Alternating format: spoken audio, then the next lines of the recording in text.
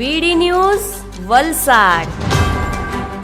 SM high school Dharampur ખાતે 78માં સ્વાતંત્ર્ય દિનની ઉજવણી કરવામાં આવી કે જ્યાં સાઈનાથ હોસ્પિટલના નામચીન ડૉક્ટર શ્રી ડીસી પટેલે પધારી કાર્યક્રમને સંબોધી વિદ્યાર્થીઓમાં ઉત્સાહ વધાર્યો. સર્વ સંશોધન સંસ્થાની સ્થાપના કરવામાં આવી. તેમણે જણાવેલ ટૂંકી માહિતી અનુસાર ઝેરી સાપમાંથી ઝેર કાઢી પાવડર બનાવવું, સારવાર કરતા ડોક્ટરોને ટ્રેનિંગ આપી, જેઓ સાપનો રેસ્ક્યુ કરે છે તેમને રજીસ્ટર કરી ટ્રેનિંગ આપી, લોકોમાં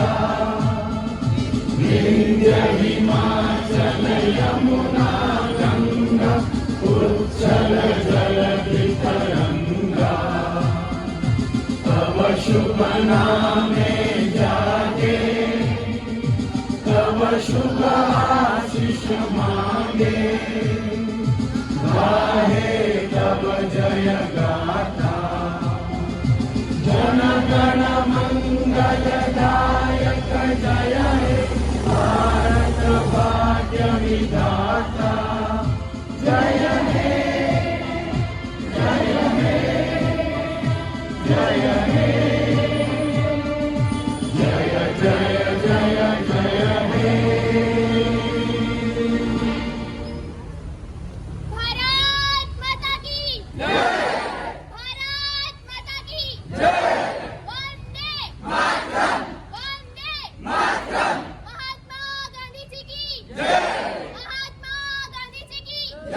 હોસ્પિટલ 4 મહાનગરોમાં તેઓ ટ્રેનિંગ અને સેવા આપી ચૂક્યા છે. ઘણી શાળાઓ, હાઈસ્કૂલો, કોલેજોમાં પ્રવચન આપી ચૂક્યા છે. 2005માં ગુજરાત રાજ્યના માનનીય મુખ્યમંત્રી ભારત માતા કી જય, ભારત માતા કી જય, વંદે માતરમ, વંદે માતરમ. આજના દિવસે દેશભરમાં ભારતવાસીઓ ખૂબ જ હર્ષભેર સ્વતંત્રતા દિવસની ઉજવણી કરે છે અને આપણા માટે એ દિવસ ઇતિહાસમાં સુવર્ણ અક્ષરે લખાયેલો આજનો દિવસ છે. આજે સ્વતંત્રતાના શુભ અવસર પર હું અહીં ઉપસ્થિત તમામ લોકોનો હૃદયપૂર્વક અભિનંદન આપું છું. આજના દિવસે 1947માં ભારત દેશ અંગ્રેજોની ગુલામીમાંથી મુક્ત થયો. તે દિવસે આપણા દેશના પ્રથમ વડાપ્રધાન સ્વર્ગસ્થ શ્રી જવાહરલાલ નહેરુએ લાલ કિલ્લા પરથી ધ્વજવંદન ફરકાવ્યો હતો. ત્યારથી આપણે દર વર્ષે આ દિવસે ખૂબ ધૂમધામથી આ દિવસ આપણે ઉજવીએ છીએ. આજે આપણા દેશના વર્તમાન વડાપ્રધાન શ્રી નરેન્દ્રભાઈ મોદી લાલ કિલ્લા પરથી ધ્વજ ફરકાવશે. આજે આપણે એવા મહાપુરુષોને યાદ કરીએ કે જેમણે આઝાદીની લડતમાં આપણને આઝાદી આપવા માટે પોતાનું બલિદાન આપી દીધેલ. રાત દિવસ કોઈ જાતના ડર પરવા કર્યા વગર આપણને આઝાદી અપાવેલી છે. એવા મહાપુરુષોને આજે આપણે યાદ કરી વંદન કરીએ છીએ. અને આજે પણ આપણા વીર જવાનો સરહદ ઉપર રાત દિવસ રક્ષા કરી પાછા કોઈ આપણી આઝાદીને છીનવી ના લે એના માટે રાત દિવસ ખડે પગે રક્ષા કરી રહ્યા છે. બોડી સંખ્યામાં જ્યારે વિદ્યાર્થીઓ ઉપસ્થિત હોય છે ત્યારે મારે વિદ્યાર્થીઓને ખાસ એક સંદેશો આપવો છે કે શિક્ષણ વગર જીવન એકદમ નકામું છે. જ્યાં સુધી આપણે ઉચ્ચ કોટીનું શિક્ષણ પ્રાપ્ત ના કરીએ ત્યાં સુધી જીવનમાં કોઈ જાતની સફળતા મળતી નથી. તમને લાગતું હશે કે હું પણ એક ડોક્ટર તરીકે તમારી સમક્ષ ઊભો છું. હું પણ ગામડામાં જન્મેલો છું. 12 કિલોમીટર દૂર વગર ચંપલે ચાલીને ભણેલો છું, સંઘર્ષ કરેલો છે. આજે તો તમે ઘણી સુખ સગવડ ભોગવો છો, જેથી ખૂબ સંઘર્ષ કરી ખૂબ શિક્ષણમાં આગળ વધો. આગળ આપણે શિક્ષણ કરીશું તો જ આપણું જીવન ધન્ય બનશે, તો જ આપણે દેશની સેવા પણ કરી શકીશું, તો જ આપણા દેશને આગળ આપણે લાવી શકીશું. સાથે સાથે આજે આપણે જોઈ શકીએ છીએ કે દર વર્ષે તાપમાન ખૂબ વધી રહ્યું છે. આ વખતે 47 ડિગ્રીને પાર થઈ ગયું અને પેપરમાં મને વાંચવામાં આવેલું કે નાગપુરમાં 53 ડિગ્રીથી પણ વધારે તાપમાન હતું. તો આપણે પર્યાવરણનું જતન કરીએ, વૃક્ષો ખૂબ પ્રમાણમાં વાવીએ, વૃક્ષોનું જતન કરીએ, તો જ આવનારા દિવસો આપણા માટે સારા હશે. હું માનું છું કે કદાચ તમે કે તમારી 2 પેઢી સારી રીતે જીવી જશે, પરંતુ આ જ સ્થિતિ ગ્લોબલ વોર્મિંગની રહી તો આવનારી પેઢી માટે જીવન જીવવું મુશ્કેલ હશે. સાથે સાથે આપણે નમ્ર વિનંતી કરું છું કે પર્યાવરણની સાથે વન્યજીવોનું જતન કરવું પણ ખૂબ જરૂરી છે. જો વન્યજીવો આ ધરતી પરથી ખતમ થઈ જાય, દાખલા તરીકે સાપ અને મધમાખી ને આપણે ખતમ કરી દઈએ, સાપને મારી નાખીએ, મધમાખી જ્યારે અત્યારે વધારે ઇન્સેક્ટિસાઇડ જંતુનાશક દવાનો ઉપયોગ થાય છે ત્યારે મધમાખી નષ્ટ થાય તો ઓટોમેટિક માનવ જીવન પણ 15 થી 20 વર્ષથી વધારે જીવી શકતા નથી. જેથી એમનું જતન કરવું પણ ખૂબ જરૂરી છે. સાપ આપણા માટે ખૂબ જ અગત્યના એક પર્યાય છે. એ ઇકોલોજીકલ બેલેન્સ માટે ખૂબ ઉપયોગી છે. ઇનડાયરેક્ટલી આપણને ખૂબ મદદ કરે છે. જેવી રીતે કે એક દાખલો આપું, કે બિનઝેરી સાપ ધામણ 1 વર્ષમાં જેટલા ઉંદર ખાય અને પોતાનું જીવન નિર્વાહ કરે, અને જો એ ઉંદર બચી જાય અને એ ઉંદર આપણા અનાજ જે ખાય છે એ લગભગ 30,000 કેજીથી પણ વધારે ઉંદરનું એ નષ્ટ કરે છે.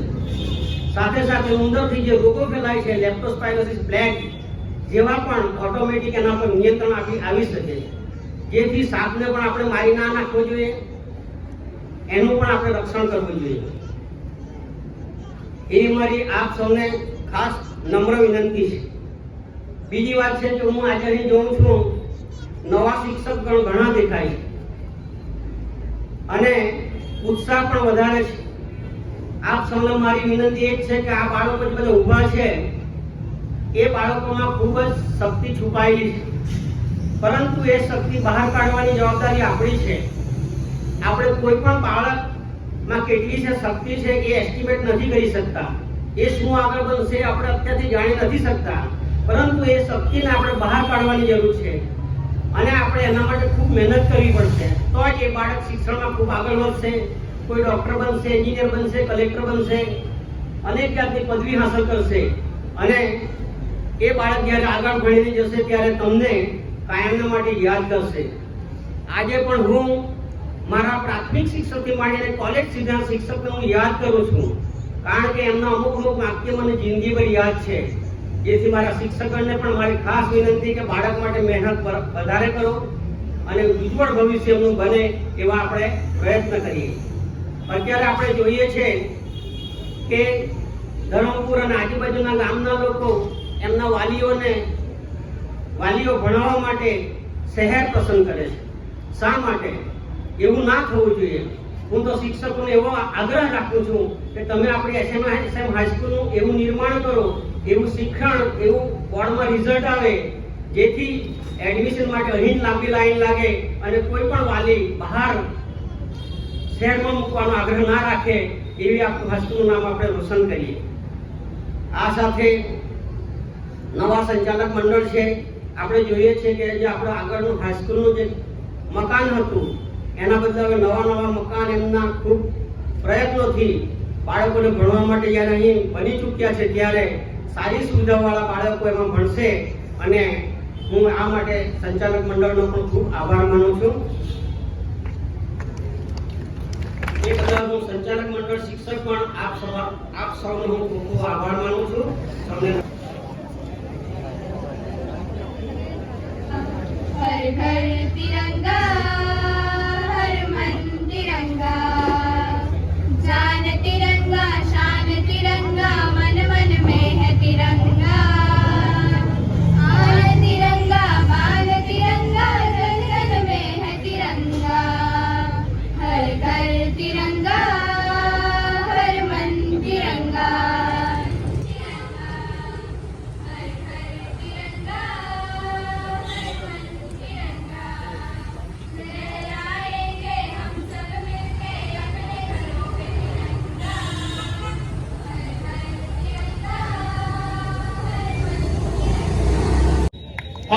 રાજ્ય કક્ષાએ જશે હરીફાઈમાં ભાગ લેવા માટે. ખૂબ ખૂબ અભિનંદન જેમણે આપણું શાળા